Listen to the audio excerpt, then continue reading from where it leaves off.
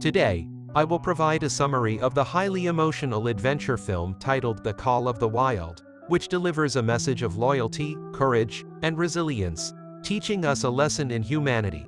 In the late 19th century, the movie takes place in Yukon, a region in northwest Canada that is believed to be rich in gold. People from all over the world flock to Yukon in search of this treasure, braving the snowy mountains. Many of them rely on large dogs to help carry their belongings.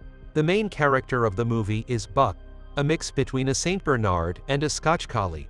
Buck lives in Santa Clara, California with his owner, Judge Miller, and his family. He is a lively and gentle dog who is adored and pampered by everyone in town. Buck's size sets him apart from other dogs and makes him famous. On the judge's birthday, Buck goes to the market with the housemaid and ends up chasing a cyclist through the streets. A man notices Buck and plans to kidnap him and sell him for money. When Buck returns home, the cooks hide all the delicious food to prevent him from destroying it. Judge Miller sends Buck outside so he won't ruin the lunch. Later, the family gathers in the front yard for a picture, but Buck reaches the table before anyone else and ruins the meal. The judge, who always indulges Buck, becomes very angry and leaves him outside the house at night. The stranger from the market calls Buck over and captures him in a box. The man receives money from someone and sends Buck away in a horse-drawn cart. Buck tries to bark and call for his master, but it is in vain. Eventually, he is loaded onto a train and taken far away from his home. The next day, a man opens the box, and Buck tries to escape, but the man beats him down. Buck realizes that fighting back will only bring him more harm, so he sits quietly beside the man. There are multiple other dogs confined in cages, as the cages are not spacious enough for Buck. The man fastens him to a pole and exits. Buck seizes the opportunity to snap the rope and liberate himself. He swiftly dashes outside, but his joy is short-lived when he realizes he is on a ship.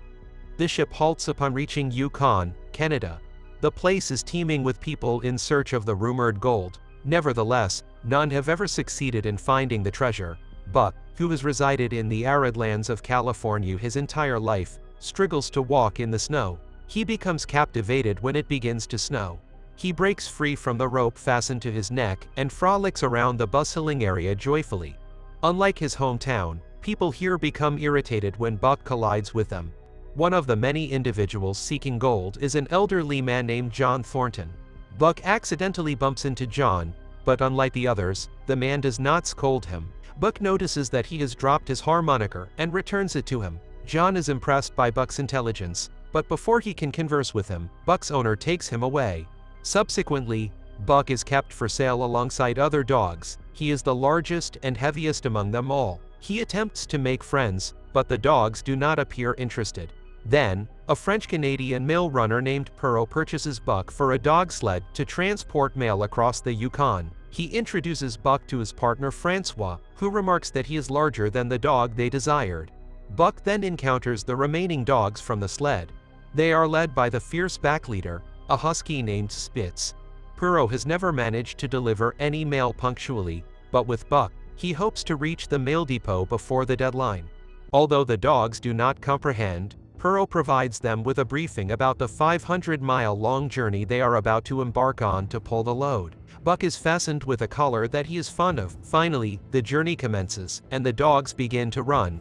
However, unfamiliar with the snowy terrain, Buck struggles to keep up with the others. He manages to grasp the concept, but his attention is diverted by a rabbit halfway through, causing the sled to veer off course.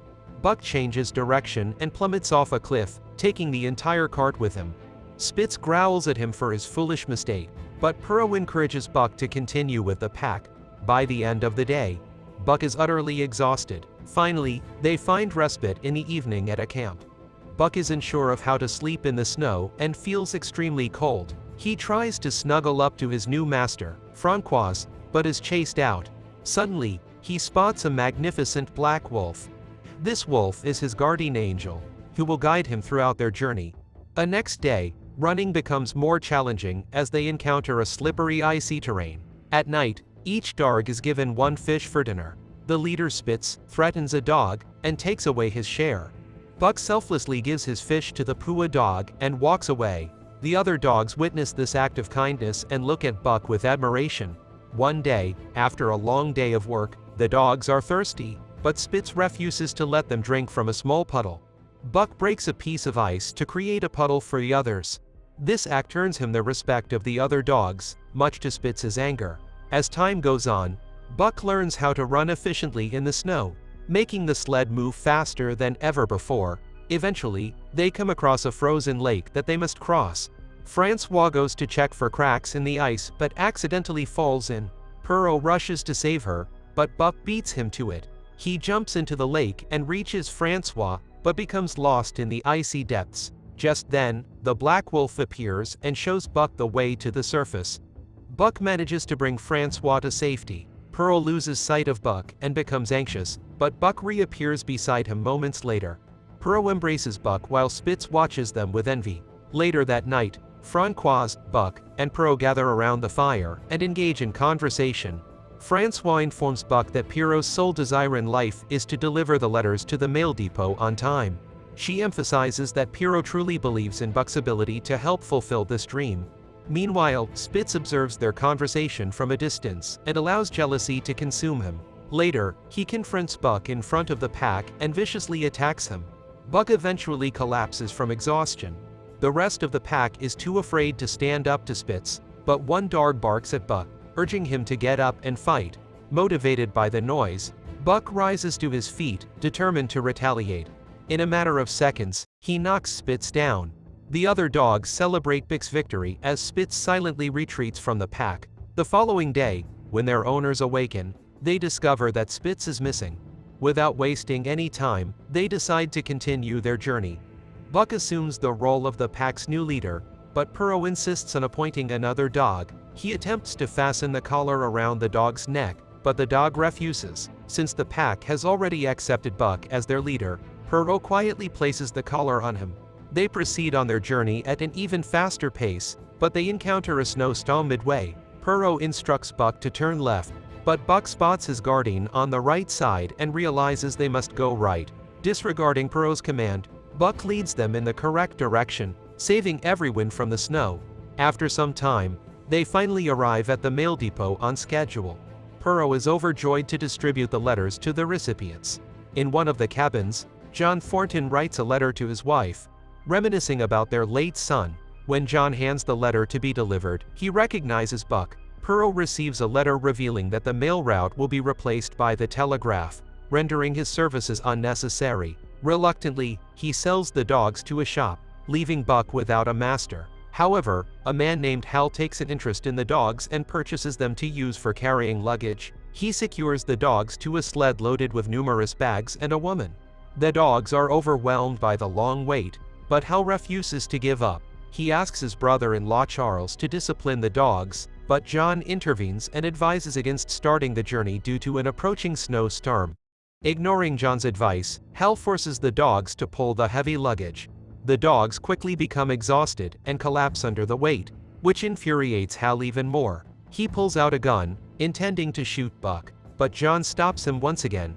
Hal, enraged, leaves Buck with John and continues the trip with the other dogs. John takes Buck home and cares for him while they are at the bar in the evening. Hal confronts John, blaming him for the dogs running away. Buck comes to his master's defense and returns home with him. The next day, John shares the story of his late son and his desire to explore an uncharted place. He invites Buck to join him on the journey. They embark on a rowboat and travel for several days before returning to John's house. Hal discovers the map and realizes that John and Buck have gone in search of gold. Meanwhile, John and Buck abandon the damaged boat and continue on foot. After many days, they finally reach an old cabin. That night, Buck hears the howling of wolves from the woods, but John assures him that they are his ancestors. The next day, while bathing in the river, John discovers a piece of gold, finally uncovering the treasure of Yukon that everyone seeks. Buck spots a white wolf running towards the woods and decides to follow her. He tries to befriend her, but she runs away in fear. The following day, Buck observes the wolf pack from a distance. One of the wolves falls into the river while hunting, but Buck saves it. At the last moment, the pack accepts Buck as one of their own and welcomes him into their group. Buck has finally found his true home, and John recognizes this as well. Upon witnessing Buck's reunion with his family, John makes the difficult decision to return to his own. He communicates to the loyal dog that their paths will now diverge. With a heavy heart, Buck bids his final farewell to John and sadly walks away to rejoin his pack. However, under the cover of darkness, Hal launches a vicious attack on John and sets his cabin ablaze, driven by a thirst for revenge. In the midst of their struggle, John sustains a gunshot wound to his abdomen.